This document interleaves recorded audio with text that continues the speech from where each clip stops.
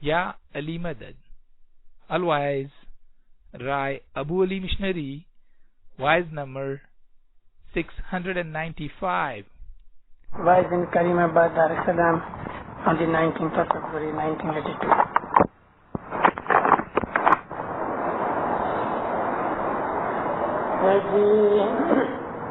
حق سو حقیقت بندے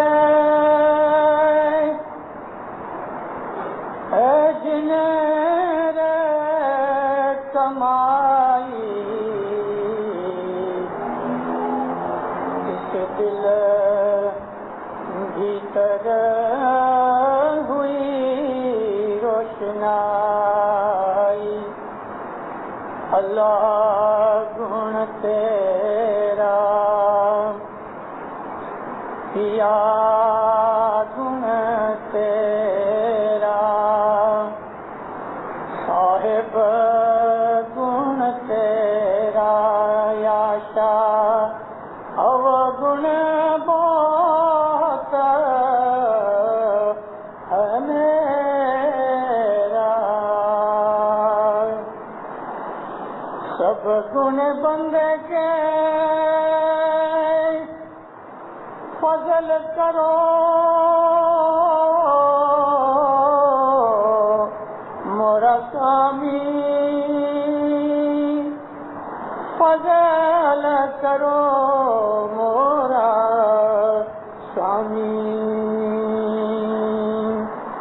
مولانا حاضر امام پہ صلوات پڑھو زندہ رہو اللہ صلی اللہ محمد نواز زندہ رہو. ایک گنان بھی ہم بولتے ہیں اور ہر روز صبح اور شام جب ہم جماعت کھڑی ہو کے تسبیح نکالتی ہے تو تسبیح کے بعد ہم ہاتھ نیچے کرتے ہیں اور دعا مانگتے ہیں یا مولا ہم کو حقیقت کی سمجھ ہے.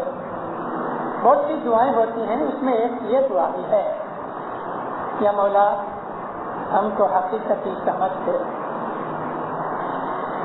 کوئی لوگ آمین کہتے ہیں کوئی لوگ نہیں کہتے. عام طور پہ لوگ من میں کیسے ہوں گے مجھے معلوم نہیں لیکن میں ظاہر کی بات کرتا ہوں. ایسے بھی لوگ ہوں گے کہ کھڑے ہیں کیا دعا مانگی جا رہی ہے وہ ان کو پتہ نہیں مگر وہ دنیا کے وچاروں کے اندر ہیں. میں ایسا اس لیے کہتا ہوں کہ میرے پاس مشنری کے طور پہ میرے پاس بہت سے لوگ آتے ہیں. میں کبھی کسی کی بھید کی بات ظاہر نہیں کرتا مگر لوگوں کے ملنے جلنے سے بہت سی چیزوں کی سمجھ آتی ہے. لوگوں کے جیون میں سے انوبھو ملتا ہے. دوسروں کو دیکھ کے ہمیں لیسن ملتا ہے. تو اس پر سے میں کہہ سکتا ہوں کہ ایسے لوگ بھی ہیں خود کہتے ہیں کہ ہم جماعت خانے میں ہوتے ہیں دعا میں بھی نہیں لگتا. ہم جو دعائیں مانگتے ہیں ہاتھ اونچے ہیں اور کئی لوگ تو ہاتھ بھی اونچے نہیں ہیں. دعا پڑھی جاتی ہے دعا کے پارٹوں کے اندر ہمیں تلین ہو جانا چاہیے اس کے اندر ہمیں انوالو ہو جانا چاہیے. حضرت امام فرمایا جب تم دعا مانگو تو تم یہ سمجھو کہ تم میرے سامنے کھڑے ہو اور جب تم دعا پڑھو تو تم یہ سمجھو کہ میرے ساتھ باتیں کر رہے ہو. ایک ایک شبد کے اوپر ہمارا دھیان ہونا چاہیے اور ایک ایک شبد جو دعا پڑھانے والا بول رہا ہے اس کی ہمیں سمجھ بھی ہونی چاہیے. ہمارے دعا کے اندر 6 پارٹ ہیں. دوسرے پارٹ میں چوتھے پارٹ میں اور 5ویں پارٹ میں ہمیں ہاتھ اٹھانے چاہیے. لوگ بیٹھے رہتے ہیں اور بیٹھے رہنے کا مطلب یہ بھی ہے کہ ان کا خیال دعا کے اندر نہیں ہے. اگر دھیان دعا میں ہو گئے تو انسان کو پتہ لگنا چاہیے کہ دعا کیسے پڑھی جانی چاہیے. پہلا لیسن ہماری عمریں بڑی ہو گئی ہم بوڑھے ہو گئے. کئی ایسے لوگ ہیں جوان ہو گئے سمجھدار ہو گئے ایجوکیٹڈ ہو گئے لیکن ہمیں ابھی تک دعا کا پتہ نہیں کہ دعا کس طرح پڑھنی چاہیے. آپ اپنے آپ کو ایسا سمجھو کہ امام کے حضور میں بیٹھے ہو، یا مولا ہم تو حقیقتی سمجھتے. ارے مومنو، پہلا لیسن تو حقیقتی سمجھ کا یہ ہے کہ جماعت خانے میں انٹر ہو تو آپ ہر پر آ جاؤ. جماعت خانے میں انٹر ہو تو آپ کا بدن تھر تھر جائے. کیوں؟ حضرت امام کے پاس جا رہا ہے. ظاہر بھائی جیسے امام کے حضور میں اس کا روب، اس کی پرسنالٹی، اس کا جذبہ، اس کا پیش ہم تھم نہیں سکتے. ہم کتنے ادب سے کھڑے رہتے ہیں. اس کی آنکھ میں آنکھ ملانے کی بھی ہم کو طاقت نہیں. تو کیا ہمارا مذہب جو ہے وہ صرف ظاہر ہی کا ہے؟ نہیں دیندارو، ہمارا مذہب 99% باطنی ہے اور 1% ظاہر ہے. ہم جو ہندوستان کی جماعت ہے نا، جمبو دیپ کی جماعت، افریقہ، کینیڈا، امریکہ، یورپ میں، انڈیا، پاکستان کے جو اصل لوگ ہیں جن کو پیروں نے بوجھ دیا، 5 لاکھ جتنے ہیں ہم لوگ، 80 کروڑ اسماعیلیوں میں سے ہماری بستی 5 لاکھ کی ہے. 25 ملین میں سے ہم 5 لاکھ ہیں، 500 ملین ہیں. 50 میں سے 1 یعنی آدھا ٹکا ہے ہماری حالت. ہم کو یہ نصیب داری پیروں کے کارن سے ملی کہ حضرت امام اور نور ہمارے پاس آتا ہے. چھوڑ دو تنزانیہ کی بات کو کہ مولانا حضرت امام کو لگ بھگ 16 برس ہو گئے ادھر دھرتی پہ پاؤں نہیں رکھا. نیروبی کو 2-3 برس میں ایک آدھ دفعہ آ جاتا ہے. انڈیا کے اندر پہلے امام سلطان محمد شاہ ہر برس آتے تھے، 2-2 4-4 مہینے رہے. آج بھی حضرت امام انڈیا 3-3 4-4 برس میں ایک دفعہ جاتا ہے. پاکستان کی دھرتی نصیب دار ہے کہ برس میں کبھی صاحب 2-2 3-3 دفعہ جاتے ہیں. ہر برس تو جاتا ہی ہے. لیکن مومنو، ایسے دیش بھی ہیں کہ امام ظاہر میں کبھی نہیں گیا. حضرت علی کے زمانے سے لے کے آج تک 49 پیڑیاں ہوئی، 1400 برس ہوئے. ایک جنریشن 25 برس کی لو تو 56 پیڑیاں نکل گئی. لیکن انہوں نے ظاہری دیدار کبھی نہیں کیا، کبھی. امام سلطان محمد شاہ صلوات اللہ علیہ ماسکو میں رشیا کے اندر گئے تھے 1911 میں. زار رشیا نے صاحب کو آمنترن دیا تھا. صاحب ماسکو گئے اور رشیا کی جماعت سے 5-10 آدمی حضرت امام کے پاس آئے تھے ملنے کے لیے. جیسے ابھی حضرت امام یہ گئے 4 مہینے پہلے اکتوبر مہینے کے اندر صاحب چائنا گئے. چائنا کی گورنمنٹ نے صاحب کو انوائٹ کیا. چلو ماں باپ 2 دن ان کے آفیشل مہمان رہے، لیکن ماں باپ 2 اٹواریے ٹھہرے، 2 ویک ٹھہرے چائنا کے اندر. چائنا کے اندر جہاں لاکھوں اسماعیلی بستے ہیں، حضرت امام ادھر نہیں گئے. ان کے آدمی کچھ آفیسر ماں باپ کو ملنے کے لیے آئے جو گورنمنٹ دینی تھی دی اس نے. یورپ کے اندر گئے 2 برس ہوئے، 2.5 برس. 79 سپٹمبر میں حضرت امام لندن آئے تھے تو افغانستان کے کچھ آدمی آئے تھے، ایران کے کچھ آدمی آئے تھے، سلمیا کے کچھ آدمی آئے تھے. ماں باپ کی ملاقات کر کے چلے گئے. آفیسر لوگ آئے. لیکن میں نے آپ کو عرض کی کہ ایسے لوگ ادھر ہیں اپنے اسماعیلی کہ پیڑیاں نکل گئی، 50-50 پیڑیاں ہو گئی. ان کے باپ دادا 50 باپ دادا ہو گئے، کبھی انہوں نے امام کا ظاہری دیدار نہیں کیا. میں آپ کو یہ اس لیے امپریس کرنا چاہتا ہوں کہ ہمارا مذہب باطنی ہے. ہم باطن کی چیزوں کو 99% مانتے ہیں اور 1% ظاہر کی چیزوں کو مانتے ہیں. اسی لیے ہم شریعت کے اوپر بہت زور نہیں دیتے. لیکن آپ کبھی مسلمان بھائیوں کے ساتھ ملو تو آپ اس کو یہ مت کہو کہ ہم تو شریعت ہی نہیں ہے. شریعت ہم مانتے ہیں 1%. ہم مانتے ہیں شریعت، یہ ہماری شریعت ہے. 3 وقت دعا پڑھو، یہ شریعت ہے. جماعت خانے میں آؤ، یہ شریعت ہے. ہم شریعت کو مانتے ہیں. لیکن ہمارا جو مذہب ہے وہ دوسرے اسلام مذہب میں سے ایسا ہے جیسے کہ ایک باڈی. امام سلطان محمد شاہ نے یہ اگزامپل دی ہے. امام فرمایا اسلام ایک باڈی ہے، تم اسماعیلی اس کے اندر بھیجے سامان ہو. منزل ایسی تمہاری جیسے کہ برین ہوتا ہے. 200 रत्तल की बॉडी के अंदर ब्रेन कितना होता है? जो कॉन्शियस ब्रेन के जिसमें अक्ल होती है वो 8 साढ़े 8 पाउंड है।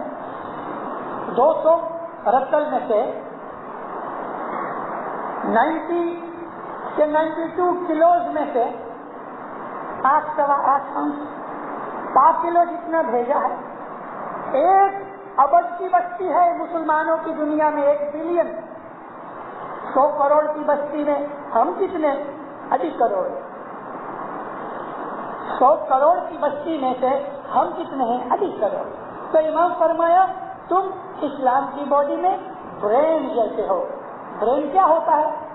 जो डीप थिंकिंग करता है। ये ब्रेन है जो थिंक करता है। ये ब्रेन है जो शरीर को ऑर्डर देता है। ये ब्रेन है जो इंसान को अक्ल देता है। यानी इस्माइली मजहब जो है वो बातूनी मजहब है। आप कभी हिस्ट्री पढ़ो तो दुनिया के अंदर गए 1000 या 1100 वर्ष में मुसलमानों के अंदर बड़े बड़े ऐसे लोग हुए सुन्नियों में कि जिनको इस्माइली मजहब सीखने का शौक हुआ और वो इस्माइलियों को मिलने के लिए आए और कभी उनको इस्माइली मजहब का पता लगा तो दीनदारों वो इस्माइली मजहब की स्टडी करके खुद बखुद इस्माइली बन गए। ये ऐसा मजहब है। हर जमाने के अंदर ऐसे लोग होते रहते हैं। आपने मिशनरी गुलाम अली शाह को तो देखा है, खैर बच्चे में नहीं देखा होगा। मिशनरी गुलाम अली शाह को भी 16-17 साल हो गए, गुजर गए। 68 में गुजर गए, 14 साल हुए। गुलाम अली शाह के जो बाप थे मोहम्मद शाह, उसके 6000 मुरीद थे। वो खुद सैयद था, बड़ा आलिम आदमी था। मोहम्मद शाह उसका नाम, बहुत बड़ा आलिम था, कुरान का बड़ा इल्म था, मगर इस्नाशरी शिया था। ये खोजा इस्नाशरी नहीं जो हमको यहाँ इस्नाशरी दिखते हैं, ये नहीं। इस्नाशरियों के अंदर भी 2 फिरके हैं। ये इस्नाशरी हैं जो आपको इधर अफ्रीका के अंदर मिलते हैं, या ईस्ट अफ्रीका के अंदर जो इस्नाशरी हैं, कुछ बॉम्बे के अंदर हैं, जिनको हम खोजा इस्नाशरी कहते हैं। ये लोगों के बाप दादा आज से 80 बरस पहले इस्माइली थे। ये लोग असल इस्नाशरी नहीं। इनके बाप दादा 80 बरस पहले 1901 तक 81 बरस पहले इस्माइली थे, मगर जमात के अमलदारों के कारण से उस जमाने के अंदर काउंसिलें नहीं थी, लेकिन मुखी कामरिया और अमलदारों की एक ऐसी होती थी बॉडी। मुखी कामरियाओं के साथ झगड़ा करके अपने पैसे की बढ़ाई के कारण से ये लोग अपने मजहब के छूटे हो गए। ये हिस्ट्री हमें पढ़नी चाहिए। आज मैं उसके ऊपर कुछ बोलने वाला नहीं, लेकिन लखनऊ, ईरान और पंजाब वगैरह की साइड के जो इस्नाशरी हैं वो लोग असल इस्नाशरी हैं। मौलाना इमाम जाफर सादिक अलैहिस्सलाम की जब वफात हो गई तो हमारे इमाम मौलाना इस्माइल जो थे वो उस वक्त सलमिया में थे। सलमिया के अंदर, सीरिया के अंदर बनी उमैया का राज 90 साल चला। 90 साल बहुत लंबी चीज न बन जाए, मैं उसका ध्यान रख रहा हूँ, मगर तो भी आपको छोटी सी बात जरूर समझ आवे, उसके लिए मैं कहूँ कि मौला अली को अब्दुर्रहमान इब्ने मुलजम ने मस्जिद के अंदर नमाज के वक्त, मौला नमाज पढ़ते थे, उसने पीछे से तलवार मारी, सिर के ऊपर लगी और तीसरे दिन मौला अली ने शहादत पाई, दुनिया छोड़ दी। अब्दुर्रहमान इब्ने मुलजम और ऐसे दूसरे 2 और थे। इन्होंने मुआविया की इंस्टिगेशन से मौला को मरवाया। मौला अली ने वफात पाई। इमाम हसन जो थे वो खलीफा बने। 5.5 महीने के बाद इमाम हसन ने देखा कि लड़ाइयाँ लड़नी पड़ेंगी। अभी इमाम हसन इमामत की गादी पे नहीं थे, पीरी जोमा था, मगर उम्र में बड़े थे, इसके लिए लोगों ने उनको खलीफा बनाया। इमामत की गादी इमाम हुसैन के पास थी जो छोटे थे, और इनके पास पीरी जोमा था, और पीर जो है वो लड़ते नहीं, پیر کبھی تلوار نہیں اٹھاتے، کیونکہ پیر جو ہے وہ شانت اور ٹھنڈا رحیم والا جامع ہے۔ تو امام حسن علیہ السلام نے راضی خوشی سے دست برداری کی، یعنی خلافت چھوڑ دی۔ خلافت چھوڑ دی، معاویہ خلیفہ بنا۔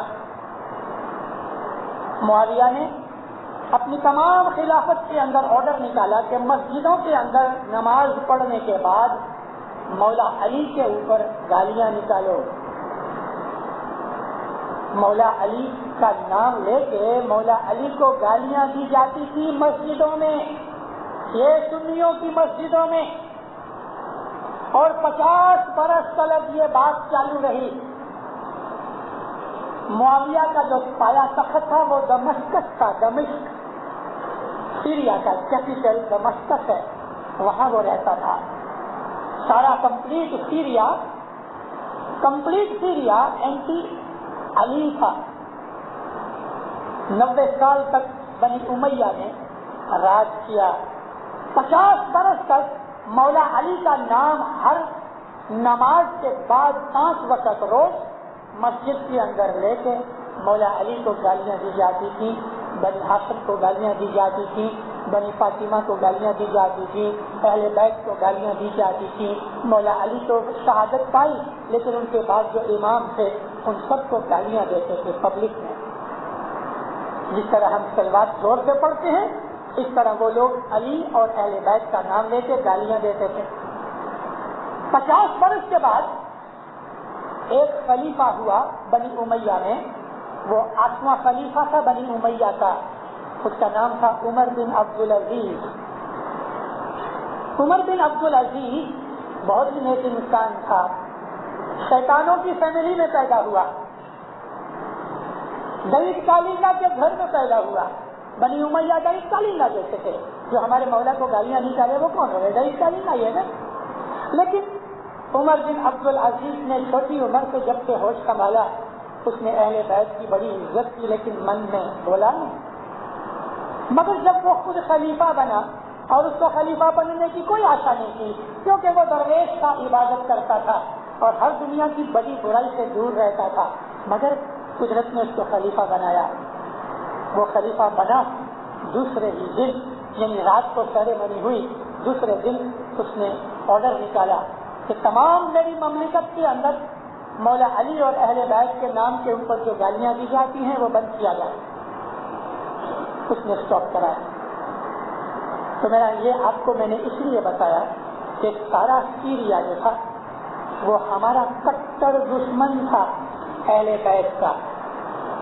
تو امام جعفر صادق علیہ السلام نے اپنے بیٹے امام اسماعیل کو سیریا بھیجا۔ سیریا کے اندر جا کے سلمیہ میں اپنا تخت بنایا۔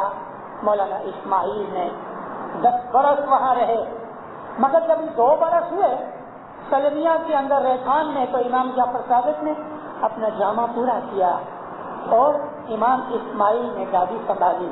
لیکن امام اسماعیل اس وقت حاضر نہیں تھے، تو امام اسماعیل کے چھوٹے بھائی نے ماجدی باپ امام جعفر صادق دونوں کا ایک، اس نے کہا کہ میں امام ہوں۔ زمانے میں ٹیلی گرام وغیرہ ٹیلیکس وغیرہ ٹیلی فون کچھ نہیں تھا، ایک سفال آؤ بیٹھ جاوے اس کے 6 مہینے لگ جاتے تھے، اور 6 مہینے 12 مہینے سے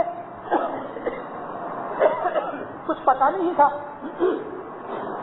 تو اس نے مشہور کیا کہ میرے بڑے بھائی اسماعیل گزر گئے ہیں، میں گادی کے اوپر وارث دار ہوں۔ تو بہت سے جو اس وقت اسماعیلی تھے، یعنی امام جعفر صادق کو ماننے والے تھے، انہوں نے موسیٰ کاظم کو اپنا امام مان لیا، لیکن جو سچے تھے انہوں نے موسیٰ کاظم کی بیعت نہیں کی۔ انہوں نے کہا کہ امام کبھی بھی دنیا کے اندر جھوٹ نہیں بولتا۔ مولانا اسماعیل زندہ ہے اور امام جعفر صادق نے کہا ہے کہ میرے بعد یہ تمہارا امام ہے۔ تو اس طرح اثناعشری ہم سے جدا ہو گئے، وہ اصل اثناعشری۔ لیکن ان اثناعشریوں نے تو مولانا سلطان محمد شاہ تلک 48 اماموں کو قبول کیا، بیعت کی، اور پھر جماعت کے عملداروں کے کارن سے ناک بات کر دیا۔ تو میں آپ کو یہ کہہ رہا تھا کہ مشنری غلام علی شاہ کے جو پتا تھے، اتنا شریف ہے، بڑے عالم، اس کو ایک دن حقیقتی سمجھ آئی، حق کو سچائی کے ساتھ خدا کی محبت میں جب انسان کو حقیقت ملے اس کے دل کے اندر نور پیدا ہوتا ہے۔ اس کے دل میں ہو گیا امام غائب نہیں، دنیا کے اندر امام ہے اور امام کے بغیر دنیا نہیں رہ سکتی، میرا جو مذہب ہے وہ برابر نہیں کہ امام غائب ہے۔ ابھی امام کو ڈھونڈنا کیسے؟ اس وقت اس کی عمر کافی بڑی تھی، 50 برس کی عمر تھی۔ غلام علی شاہ اور اس کے بھائی بہن چھوٹے چھوٹے قائم پور میں رہتے تھے، بہاول پور اسٹیٹ میں، بہاول پور پاکستان میں ہے، ملتان سے تھوڑے نزدیک ہے۔ ایک رات کو اٹھ کے اپنا گھر بار چھوڑ کے، جس طرح گوتم بدھا نے اپنی عورت اور بچہ اور محل اور راج پاٹ چھوڑ کے جنگل میں چلا گیا، اس نے بھی کسی کو کہے بغیر، کیونکہ اگر یہ کہتا تو اس کو جانے نہیں دیتے۔ ایک رات کو اٹھ کے تھوڑا سا پاؤں سے چلا 2-3 مائل اور کوئی ایک گھوڑا گاڑی لے کے اسٹیشن کے اوپر پہنچا جو 5-6 مائل کے 7 مائل دور تھی۔ وہاں اسٹیشن پہ بیٹھا، پروڑی ایک ٹرین ملی، بیٹھ کے آیا کراچی 1-2 دن ٹھہرا، مغل لائن کی اسٹیمر ملی تو اتر گیا، بسرا چلا گیا۔ اس کے من میں یہ کہ جو امام ہے کوئی داڑھی والا ہوگا، پگڑی والا ہوگا، جبے والا ہوگا، تسبیح ہوئے گی، آنکھوں میں سرما ڈالا ہوگا اور ایک آنکھ میں کونے کے اندر بیٹھ کے بندگی کرتا ہوگا۔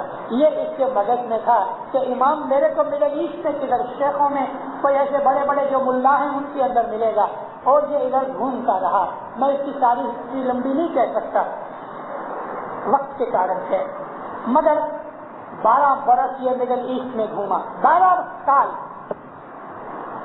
جس طرح 12 برس کا بنواس لیا، 14 برس پانڈووں نے لیا، 12 برس پانڈووں نے لیا، 14 برس شری رام نے لیا تھا۔ 12 سال تمام بڑے بڑے شہروں میں، بغداد، کیرو، بصرہ، دمشق، مکہ، مدینہ، ریاض، سب جگہ گھوما، تمام بڑے بڑے عالموں کو ملا، خود بھی بڑا عالم تھا، کہیں اس کو امام نظر نہیں آیا۔ عمر 62-63 برس کی ہو گئی، شریر کمزور ہو گیا، 12 سال مسافریاں کر کر کے تھک گیا، بغداد میں آ کے ٹھہرا، بیمار پڑ گیا، اور ایسا بیمار پڑا اس کو یہ ہوا کہ اب میں بچنے والا نہیں۔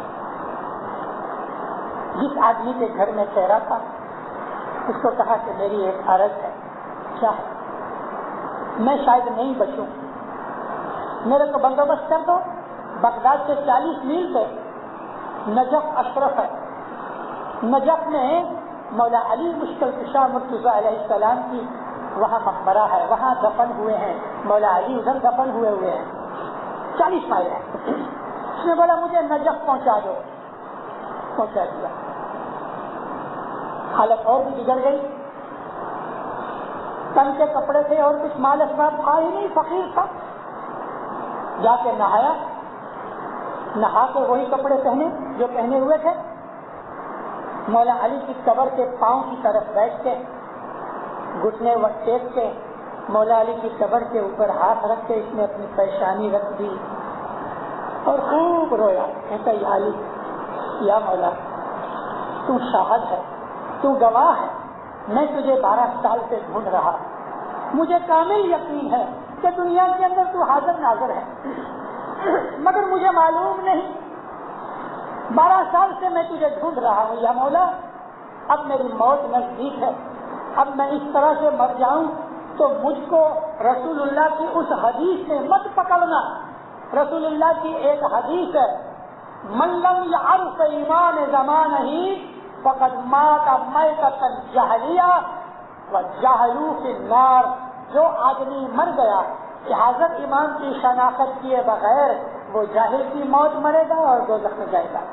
رسول اللہ کی حدیث کہ یا علی میں ابھی نزدیک ہوں مرنے کے، مگر میں تجھے ڈھونڈ رہا ہوں، میرا بھی کوئی قصور نہیں۔ اس طرح ادھر ہی یہ سو گیا۔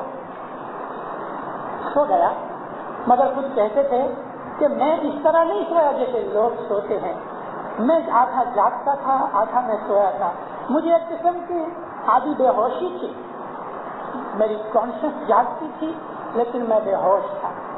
کہتا ہے ایک بزرگ نے میرا ہاتھ پکڑا، کہا اٹھ۔ میں نے جب نگاہ کی تو ایک خوبصورت جوان بھی نہیں بوڑھا بھی نہیں، سوٹ بوٹ میں ٹائی کالر لگایا ہوا اس حالت میں کہتا ہے تو اٹھ، میں نے تیری دعا قبول کی، مجھے ملنے کے لیے کراچی میں آؤ اور مجھے کھوجوں میں ڈھونڈو۔ بس اس کی آنکھ کھلی، بڑی دیر تک سوچتا رہا کہ مولا علی، اس کی تو داڑھی نہیں تھی،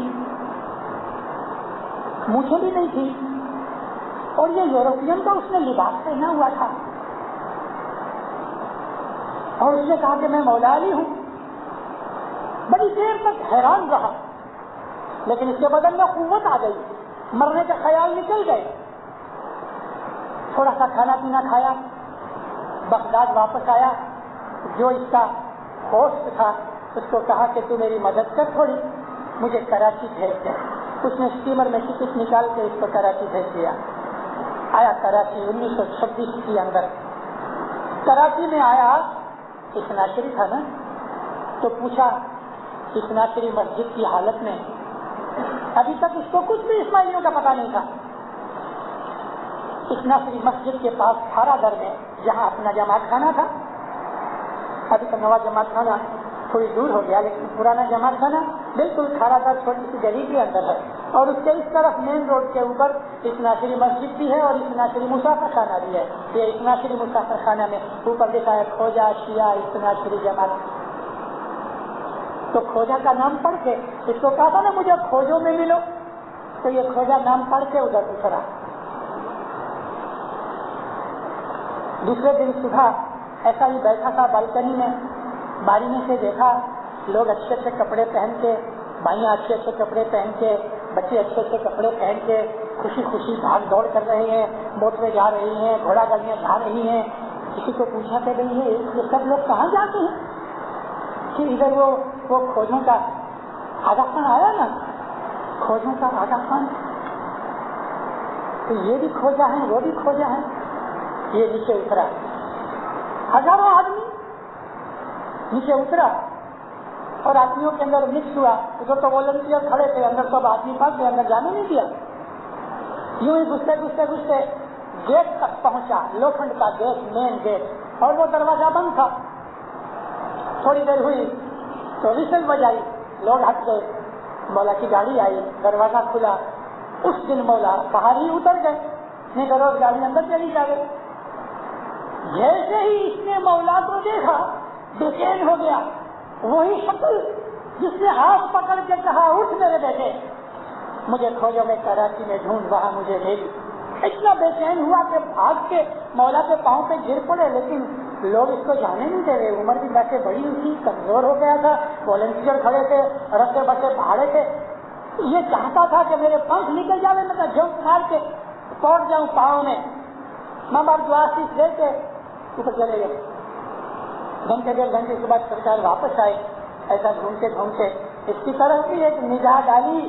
جب نگاہ ڈالی اس کے شریر میں بجلیاں کوند گئی۔ مولا تو چلے گئے، یہ کھڑا رہا ہکا پکا، سب لوگ چلے گئے، اکیلا دروازہ پکڑ کے کھڑا ہے۔ کسی نے پوچھا بابا کیا ہے؟ کہتا ہے تمہارا کوئی بڑا آدمی ہے ادھر؟ کیا ہے؟ تھوڑی مذہب کی باتیں کرنی ہے، اور میرے ساتھ چیف مشنری حسینی پیر محمد کے پاس لے گیا، ان کا مکان پیچھے ہی تھا۔ مشنری حسینی پیر محمد کو جا کے اس نے ساری حقیقت سنائی۔ کہتا فکر مت کرو، آج میں سرکار کو عرض کروں گا۔ مشنری حسینی شام کو حضرت امام سے ملے، عرض کی خداوند ایک ایسا آدمی آیا ہے، ہمیں فرمایا ہمیں پتا ہے، کل اس کو لے کے آنا۔ دوسرے دن جو آیا تو سیدھا اندر داخل ہوا اور بھاگ کے مولا کے پاؤں میں گر پڑا۔ اسماعیلی مذہب لیا، خود ڈھونڈ کے لیا۔ جب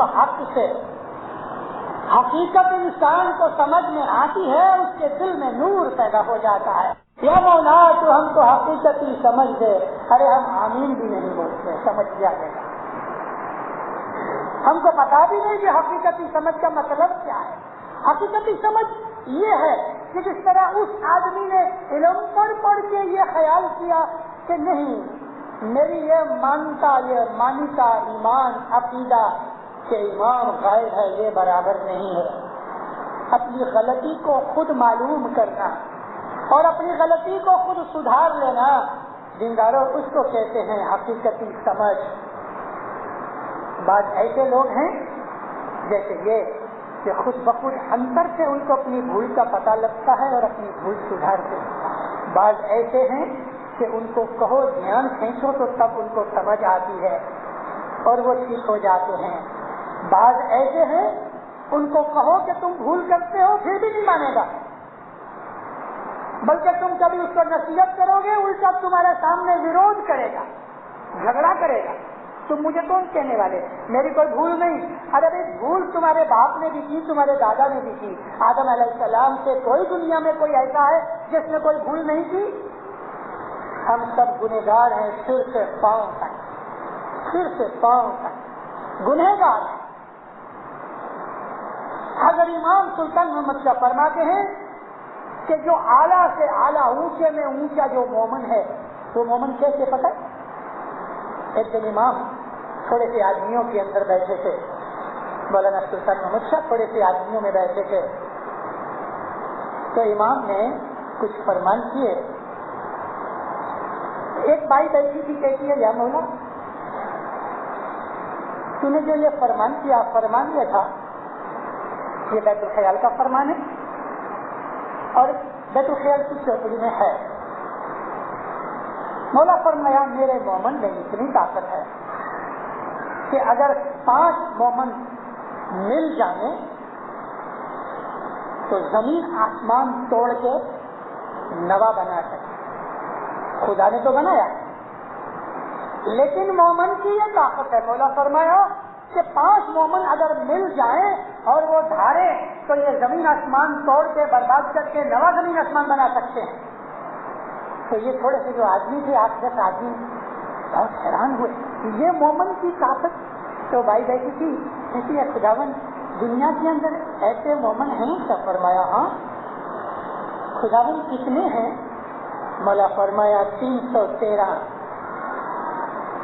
فرمانے ہیں 313. لیکن دیکھو وہ کبھی اکٹھے نہیں ہوئے، قیامت کو اکٹھے ہوئیں گے. 313 ایک ادھر ہے تو ایک دوسری جگہ، تیسری جگہ. 2 مومن ان میں سے اکٹھے ہونے ہی نہیں دیتا مولا. ان کو اکٹھے ہونے دے تو زمین آسمان توڑ ڈالے نا اس کا.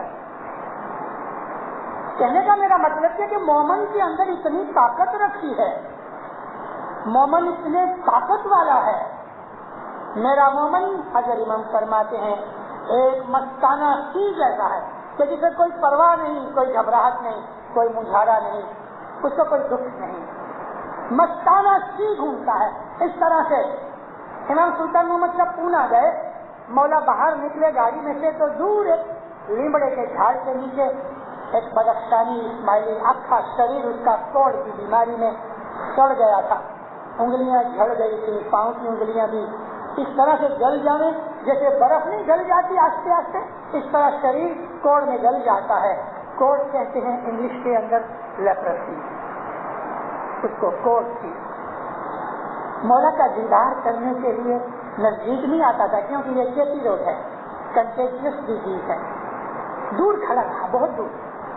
جیسے ہی مولا گاڑی سے نکلے اس کی طرف دیکھا، اس نے نمن کیا اور اتنا خوش ہو گئے. مولا چلتے چلتے اس کے قریب گئے. ماں باپ اس کو پوچھتے ہیں تو کیسا ہے؟ مولا تو دیکھ کے اتنا خوش ہوا، اتنا خوش ہوا، خوشی سے اس کی خوشی سمائی نہ جائے، آنکھ میں سے آنسو آ گئے. ہاتھ باندھ کے کہتے خداوند میں بہت خوش ہوں، تمہیں کوئی دکھ ہے؟ کہتا نہیں خداوند کوئی دکھ نہیں، کوڑ کی بیماری میں پیڑا رہا ہے.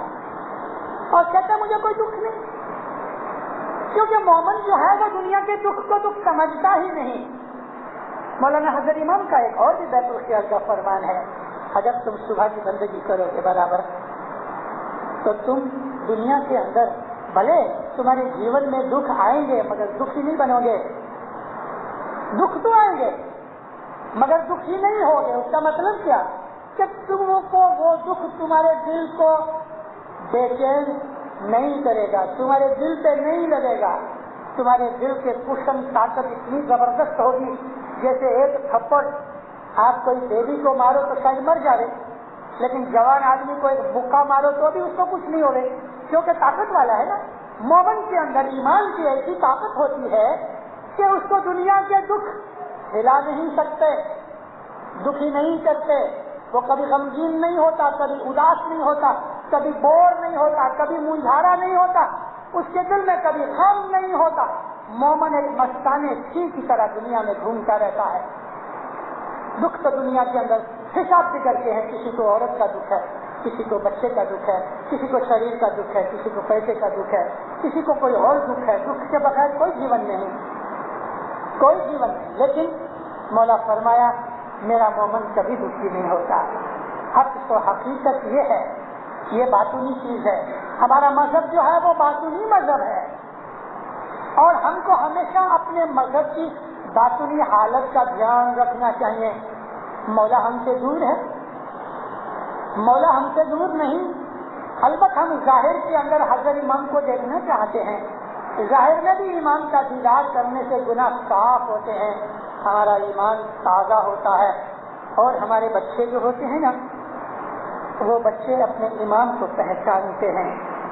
आज इधर लगभग 20 बरस जितने भी लड़के जितने हैं, 20 बरस से छोटी उम्र के, उनको हजरत इमाम का जाहिर दीदार याद ही नहीं, भले 3-4 बरस के होंगे।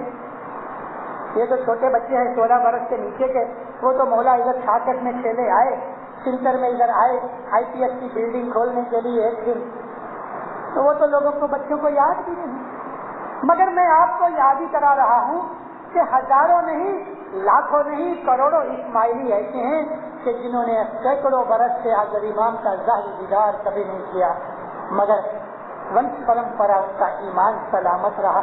आज तक वंश परंपरा इस्माइली मजहब के ऊपर चले हैं, मुस्तकीम है। काहे के लिए? हकीकती समझ के कारण।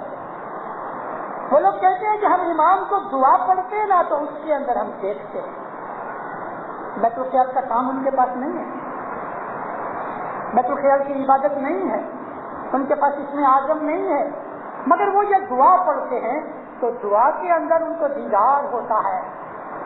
इमाम हजरत इमाम सुल्तान मोहम्मद शाह के जौमे में फरमान किया है कि अगर तुमको दीदार चाहिए तो सुबह की दुआ के अंदर तुम्हें मेरा दीदार हो सकता है। परोड़िए की जो दुआ है, बैतुल ख्याल की इबादत तो उनके लिए जिनको ये नसीबदारी के मौला ने उनको इसमें आजम दिया। ऐसे बहुत से बच्चे हैं जिनके पास बोल नहीं। सुबह की परोड़िए की जो दुआ है, अगर वो दुआ ध्यान से पढ़े और उसका मतलब समझे, उसकी हकीकत को समझे, तो इमाम का फरमान, ये कलाम इमाम मुबीन का फरमान है, तुमने दीदार જોઈએ परोड़िए जमा खानाમાં આવો, दुआમાં તમને दीदार મળશે। हक की नजर, बातिन की नजर और चीज होती है। मौला फरमाया दुनिया मुझे जिस नजर से देखती है, तुम मुझे उस नजर से नहीं देखते, तुम्हारी नजर जुदी है। और बात भी सच है, दुनिया के लोग हजरत इमाम को जिस नजर से देखते हैं, हमारी नजर जुदी है। वो इसको एक बड़ा आदमी समझते हैं, हम उसको रूहानी मालिक समझते हैं, अल्लाह का नूर समझते हैं। हजरत इमाम फरमाया मैं जब इस दुनिया को देखता हूँ तो वो नजर जुदी होती है, और जब मैं तुमको देखता हूँ वो नजर जुदी होती है, क्योंकि उसकी नजर के अंदर माँ और पिता की मोहब्बत होती है। जब वो हमारी तरफ अपनी निगाह उठाता है, उसकी नजर जुदी होती है। इमाम सुल्तान मोहम्मद शाह एक दफा पेरिस आए लड़ाई के जमाने में, एक ही दिन के लिए पेरिस में आए, और उस वक्त सख्त लड़ाई थी, ब्रिटिश फोर्सेस जो थी लड़ रही थी, और अभी तक पेरिस के ऊपर यानी फ्रांस के ऊपर जर्मनी का कब्जा नहीं हुआ था। मौला ने एक परेड देखी, मिलिट्री की परेड में से सब جب یہ پریڈ ختم ہو گئی تو ان کا جو کمانڈر تھا صاحب نے اس کمانڈر کو کہا کہ وہ 3rd رو میں وہ فلانا جو آدمی ہے مجھے اس سولجر سے ملنا ہے، سب کی یونیفارم ایک ہے۔ تیسری رو میں اس آدمی کو کمانڈر نے بلایا، نزدیک آ کے اٹینشن ہوا، صاحب کو سیلیوٹ کیا۔ ماں باپ اس کو ہندوستانی میں پوچھتے ہیں تم میرے روحانی بچے ہو؟ کہتے جی خدا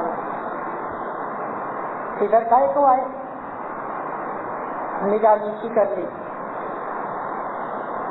اپنی بائری سے، ماں باپ سے، گھر والی سے جھگڑا کر کے فیملی سے وہ بھاگ گیا، بمبئی آیا اور آرمی کے اندر ریکروٹ ہوا اور ادھر سے اس کو لڑائی میں بھیج دیا۔ جب اس نے کچھ جواب نہیں دیا تو ماں باپ فرمایا میرے روحانی بچوں کو لڑائی میں تلوار اور بندوق اٹھا کے لڑنے کی دوسروں کے لیے ضرورت نہیں، میں تمہارے ڈسچارج کا بندوبست کرتا ہوں۔ 8 دن کے بعد اس کو بھیج دیا انڈیا، واپس گھر چلا ہے۔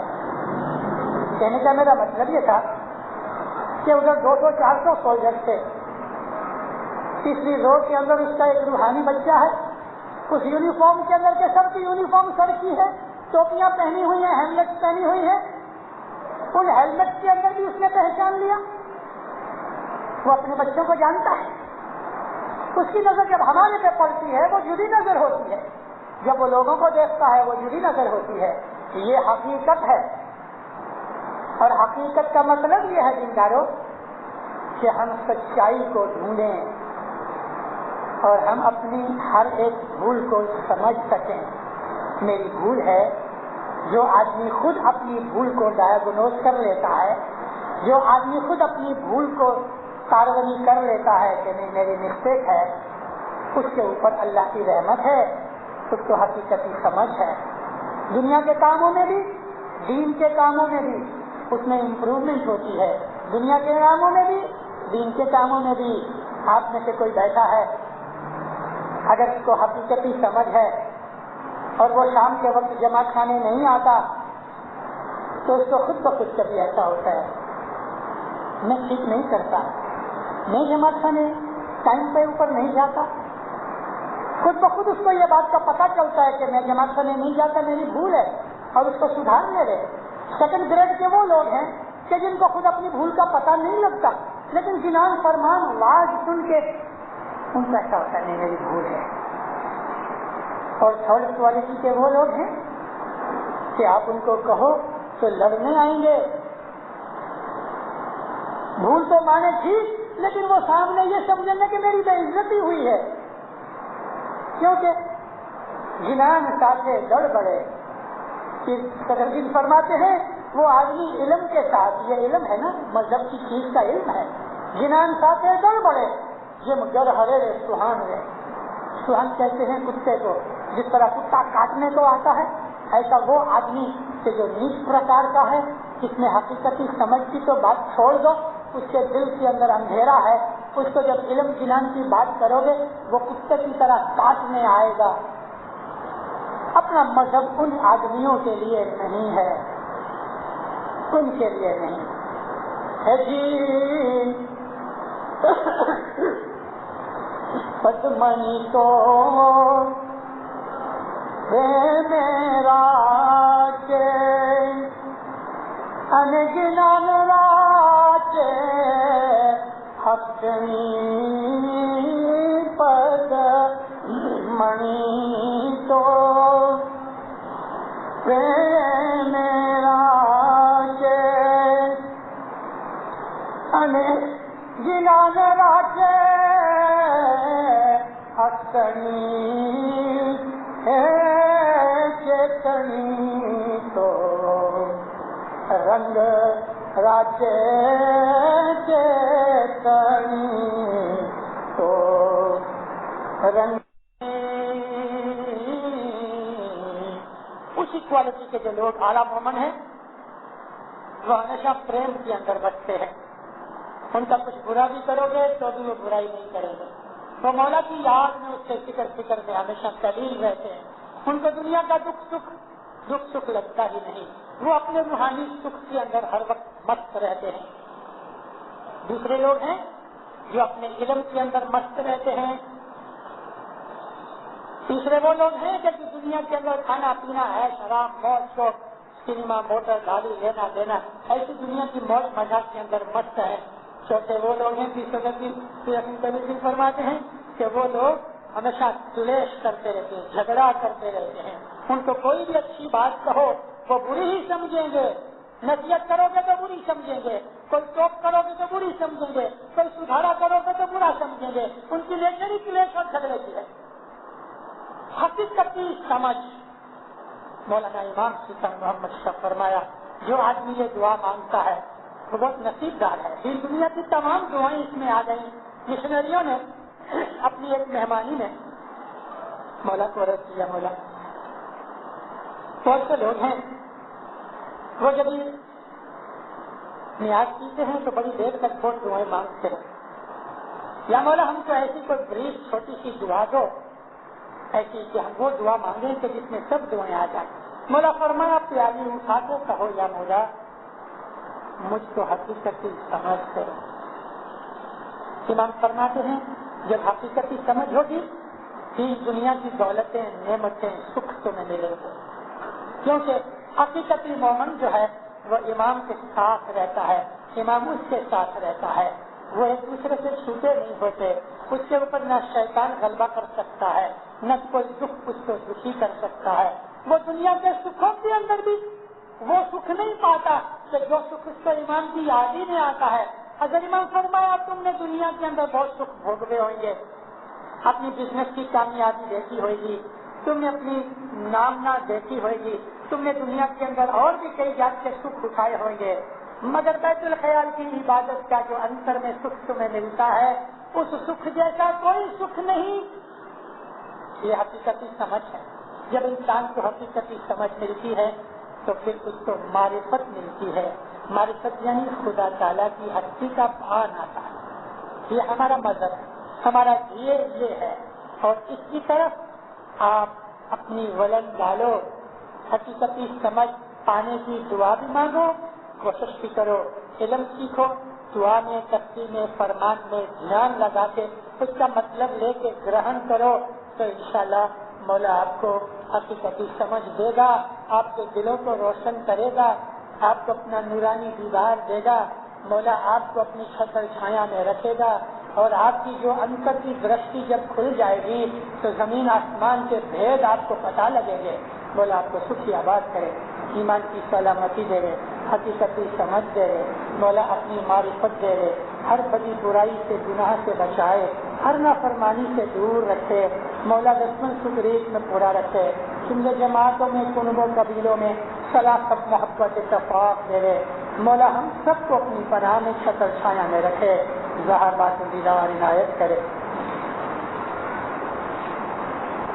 ہے جی کل پت چلا پتا مایا موہی رکھے جیو دوزخ جاوے ہو سوامی اللہ گن تیرا یا گن تیرا صاحب گن تیرا یا شاہ او گن